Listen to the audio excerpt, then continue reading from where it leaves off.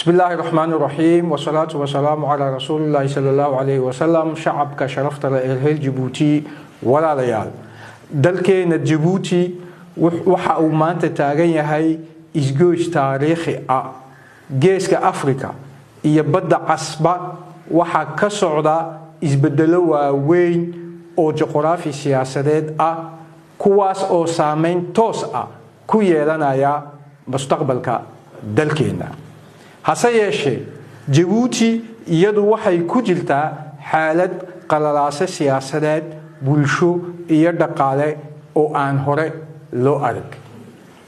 tan iyo bishii May 1999 Ismaciil Cumar Geele waxa uu si boob iyo xoog uu ku haystaa talada dalka in ka badan rubuc qarni kadib waxa uu dalku ku sugan yahay burbur rajabeel iyo cadaalad darro tani waa xaqiiqada qaraad ee shacabka Jabuuti ay maalin walba ay ku nooshahay si uu ugu sii dhago xukunka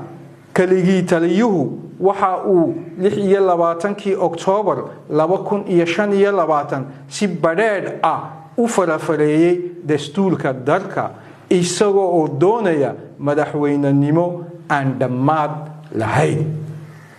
talaabadan sharci darrada waxay caddeyn u tahay inuu doonayo inuu burburiyo wixii ka hadhay qarannimadii Jabuuti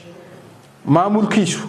waxa uu horseeday musuqmaasuq baahan boob dhaqaale faqriga shacabka caburin joogto iyo xaalad magaalooyin